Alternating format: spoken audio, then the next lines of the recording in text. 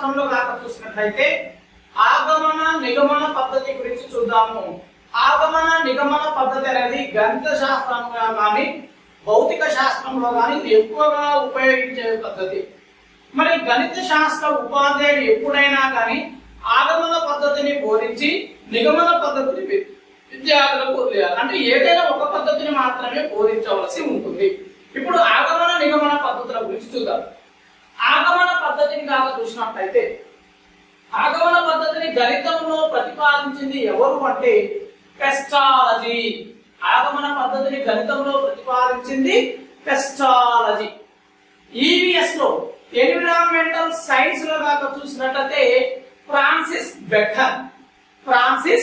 Beacon అనే శాస్త్రవేత్త దీన్ని ఈవీఎస్ లో ప్రతిపాదించడం జరిగింది. ఆగమన పద్ధతిని. మరి నిగమన పద్ధతిని కాక చూసినట్లయితే గణితంలో జాన్ కొమీనియస్ అనే శాస్త్రవేత్త దీన్ని నిగమన పద్ధతిని ప్రతిపాదించాడు. ఈవీఎస్ లో అయితే అరిస్టాటిల్ ప్రతిపాదించడం జరిగింది.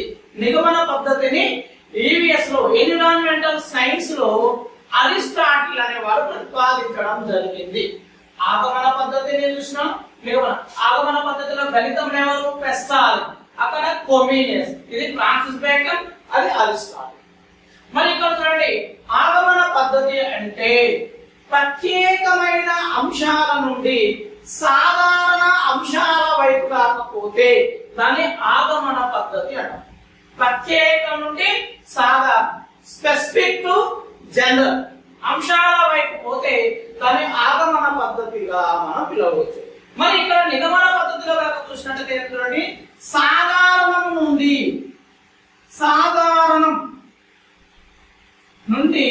ప్రత్యేకం వైపు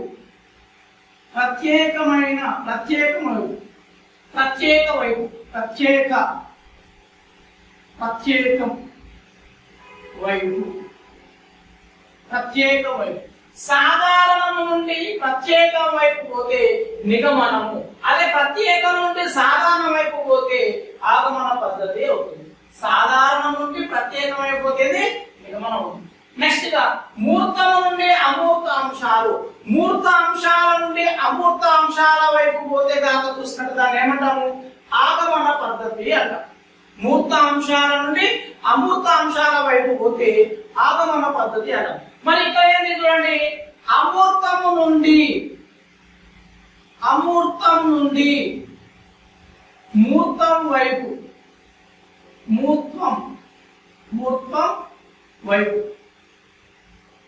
వైపు అభ్యసిస్తే దాని నిగమన పద్ధతి అంటాం. అమూర్తం నుండి మూర్తం వైపు పోతే నిగమన పద్ధతి. మూర్తం నుండి అమూర్తం అంటే, మూర్తం అంటే అగుపించే అంశాల నుండి అగుపించని అంశాల వైపు పోతే దాన్ని ఆగమన పద్ధతి అంటాం. మరి ఇక్కడ అగుపించని అంశాల నుండి అగుపించే అంశాల వైపు పోతే నిగమన పద్ధతిగా మనం పేర్కొంటాం.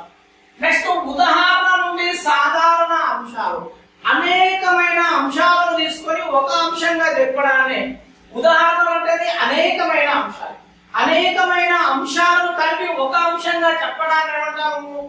సాధారణీకరణం అంటాం. ఇక్కడ ఉదాహరణ నుండి సాధారణ వైపు పోవడాన్ని మనం ఆగమన పద్ధతిగా పేర్కొంటాం. మరి ఇక్కడ చూడండి, సాధారణం నుండి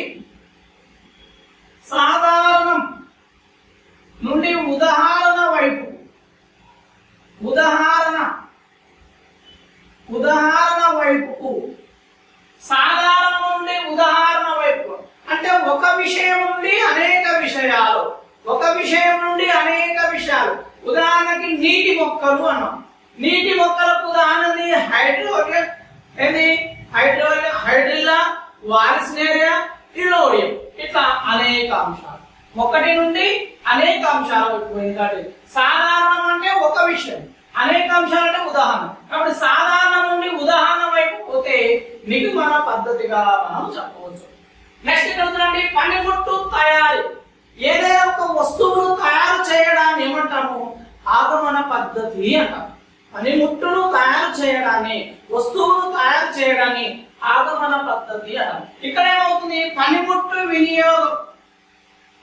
పనిముట్టు వినియోగం, పనిముట్టు వినియోగం, పనిముట్టు వినియోగము నిగమన పద్ధతి అవుతుంది. పనిముట్టును వినియోగించడాన్ని కంప్యూటర్ తయారు చేయడము ఆగమన పద్ధతి, కంప్యూటర్ వినియోగించడము నిగమన పద్ధతి. సెల్ ఫోన్ తయారు చేయడము ఆగమన పద్ధతి, సెల్ ఫోన్ వినియోగించడము నిగమన పద్ధతి. పెన్ మార్కర్ను తయారు చేయడము ఆగమన పద్ధతి, మార్కర్ను ఉపయోగించడము నిగమన పద్ధతి. సూత్రీకరణ పద్ధతి, సూత్రాన్ని కనుగొంట, కొత్త సూత్రాన్ని కనుగొంట, సూత్రాన్ని కనుగొనడము ఆగమన పద్ధతి. సూత్రాన్ని వినియోగించడం, సూత్రాన్ని వినియోగించడం, వినియోగించడం, వినియోగించడం, సూత్రాన్ని వినియోగించడం. PTR/100 అనేది సూత్రాన్ని తయారు చేయడం. A+B² సూత్రాన్ని తయారు చేయడం, అది ఏంటిది? ఆగమన పద్ధతి. A+B² సూత్రాన్ని తయారు చేయడం, PTR/100 తయారు చేయడం అనే సూత్రాన్ని తయారు చేయడం. అదే సూత్రాన్ని నిజ జీవితం అవసరానికి అనుగుణంగా వినియోగిస్తే దాన్ని నిగమన పద్ధతి అంటారు. నెక్స్ట్, ఉపాధ్యాయుడు విద్యార్థుల మధ్య అవగాహన ఉంటుంది. ఉపాధ్యాయుడు విద్యార్థుల మధ్య ఏముంటుంది? అవగాహన ఉంటుంది. ఇక్కడ అవగాహన ఉండదు, అవగాహన ఉండదు, అవగాహన ఉండదు, అవగాహన అనేది ఉండదు.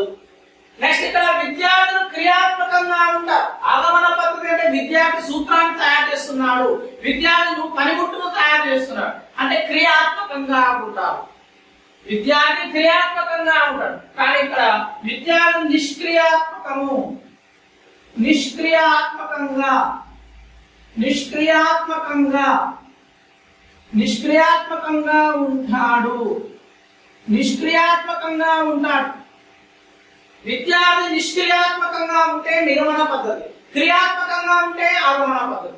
పనిముట్టు తయారు చేస్తున్నారు, సూత్రాన్ని తయారు చేస్తున్నారు, విద్యార్థి ఉపాధ్యాయుల చేత కలిసి ఉంటున్నారు అంటే పనులు చేస్తున్నాడు కాబట్టి ఇది క్రియాత్మకం, ఇది నిష్క్రియాత్మకంగా ఉంటాడు.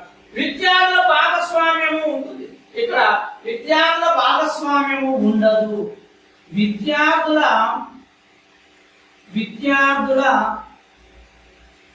భాగస్వామ్యం ఉండదు, స్వామ్యం ఉండదు. సొంత ఆలోచనలకు ప్రాధాన్యత ఉంటుంది, ఇక్కడ ఉండదు. విద్యార్థులకు ఎలాంటి ఆలోచన? కంప్యూటర్ ఉపయోగిస్తున్నా, సెల్ ఫోన్ ఉపయోగిస్తున్నా, ఆలోచిస్తున్నా ఏం కాదు. అది సెల్ ఫోన్ తయారు చేయాలంటే ఆలోచించాలి. అందరికీ అవకాశం ఉండదు, అందరికీ ఉపయోగం ఉండదు, అవకాశం ఉండదు. ఇక్కడ సాధారణం నుండి నిర్దిష్టం ఉంటుంది, సాధారణం నుండి నిర్దిష్ట అంశాల వైపు పోతాయి, సాధారణం నుండి నిర్దిష్ట అంశాల వైపు పోతాయి. ఇవి మనకు సాధారణంగా ఆగమన పద్ధతికి నిగమన పద్ధతికి మధ్య భేదాలండి. చూడండి, సాధారణం ప్రత్యేకం ఉంటే ఆగమన లేదా నిగమన పద్ధతి, అమూర్తం నుండి మూర్తం ఉంటే నిగమన పద్ధతి, సాధారణం నుండి ఉదాహరణ ఉంటే నిగమన పద్ధతి, పనిముట్టు వినియోగము నిగమనం, సూత్రాన్ని వినియోగించడం, అవగాహన ఉండదు, నిష్క్రియాత్మకంగా ఉంటాడు, విద్యార్థుల భాగస్వామ్యం ఉంటుంది. నెక్స్ట్ ఉండదు, ఇక్కడ అంటే ఆలోచనలకు ప్రాధాన్యత ఉండదు, అందరికీ అవకాశం ఉండదు, సాధారణ నుండి నిర్దిష్టం వైపు జరుగుతుంది. ఇలా కాక ఉపయోగిస్తే ఆగమన పద్ధతికి నిగమన పద్ధతి మధ్య భేదాలు చెప్పవచ్చు. ఇది కంపల్సరీ మనకు చాలా ఇంపార్టెంట్ అండి. ఇంపార్టెంట్ 1 బిట్ రావడం జరుగుతుంది. 1 బిట్ ఇది మనకు సాధారణంగా ఆగమన పద్ధతికి నిగమన పద్ధతికి మధ్య భేదాలు. చూడండి, ప్రత్యేకం నుండి సాధారణం వైపు వస్తే ఆగమనం, మూర్తం నుండి అమూర్తం వస్తే ఆగమనం, ఉదాహరణ నుండి సాధారణం వస్తే ఆగమనం, పనిముట్టు తయారీ ఆగమనం, సూత్రీకరణ పద్ధతి ఆగమనం, విద్యార్థులకు సంబంధం ఉంటే ఆగమనం, విద్యార్థులు క్రియాత్మకంగా ఉంటే ఆగమనం, విద్యార్థుల భాగస్వామ్యం ఉంటే ఆగమనం, సొంత ఆలోచనకు ప్రాధాన్యత ఉంటే ఆగమనం అన్ని స్థాయిలకు అవకాశం ఉంటుంది. సాధారణ నుండి నిర్దిష్టం నుండి సాధారణ అంశాల వైపు వెళుతుంది. ఇది ఆగమన పద్ధతికి నిగమన పద్ధతికి మధ్య మనము భేదాలు చూడవచ్చు. నెక్స్ట్ పద్ధతిగా చూసినట్లయితే ఇది సంశ్లేషణ పద్ధతి, విశ్లేషణ పద్ధతి. ఈ పద్ధతులు చెప్పేటప్పుడు ఎప్పుడైనా ఉపాధ్యాయుడు ఒక అంశాన్ని బోధించి ఒక అంశాన్ని విద్యార్థులకు వదిలివేయాలి. ఇది మనకు సాధారణంగా. నెక్స్ట్ మనము సంశ్లేషణ విశ్లేషణ పద్ధతి గురించి చూద్దాము. ఇప్పుడు మనము సంశ్లేషణ విశ్లేషణ పద్ధతి గురించి చూద్దాం. సంశ్లేషణ పద్ధతి అంటే చూడండి, చిన్న చిన్న భాగాలను కలిపి చేయడం, చిన్న చిన్న అంశాలను కొన్ని అంశాలను కలిపి చెప్పడాన్ని ఏమంటాము? సంశ్లేషణ అంటాం. మరి భాగాలుగా విడగొట్టడం, విషయాన్ని భాగాలుగా విడదీయడం,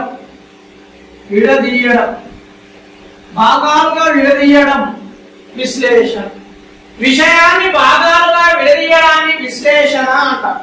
అదే విషయాన్ని కలిపితే, భాగాలను కలిపితే ఏమంటాం? సంశ్లేషణ అంటాం. దత్తాంశం నుండి సారాంశం వస్తే సంశ్లేషణ అంటాం. అంటే ఒక దత్తాంశం, ఒక ముడి పదార్థాన్ని ఒక అర్థం తీసుకొస్తే, ఒక ముడి పదార్థంగా ఉన్న సమూహానికి దానికి ప్రత్యేకమైన అర్థాన్ని తీసుకువస్తే సంశ్లేషణ అంటాం. ఇక్కడ సారాంశం నుండి దత్తాంశం, సారాంశం నుండి దత్తాంశం రాబట్టు, దత్తాంశం రాబట్టుట. నెక్స్ట్ తెలిసిన నుండి తెలియని విషయం. ఇక్కడ ఇది విశ్లేషణ అంటే తెలియని విషయం నుండి తెలిసిన విషయం. తెలియని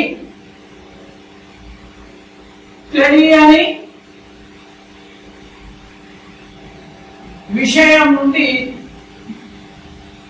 తెలిసిన విషయం వైపు, తెలిసిన విషయం వైపు.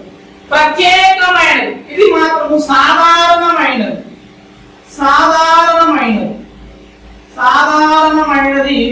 సంశ్లేషణ విశ్లేషణ. దీర్ఘకాలికమైనది, ఇది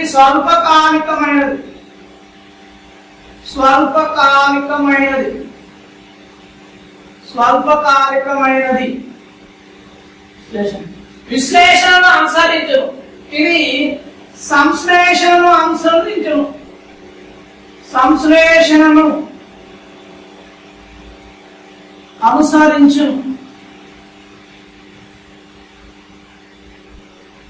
సంశ్లేషణను అనుసరించను. గ్రంథ రచనలో ఉపయోగపడుతుంది, ఇది పఠనంలో ఉపయోగపడుతుంది.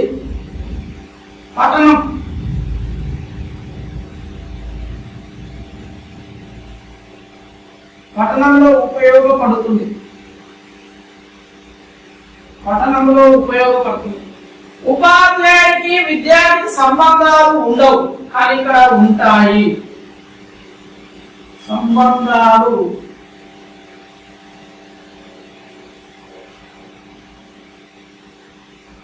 ఉంటాయి. ఫలిత ప్రక్రియ, ఇది ఉత్పత్తి ప్రక్రియ.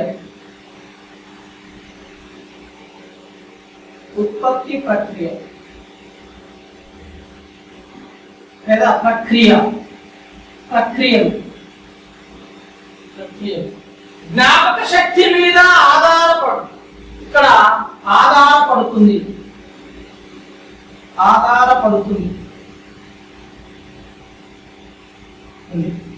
స్మృతి పట్టి మీద ఇక్కడ ఆలోచన ప్రేరేపించను.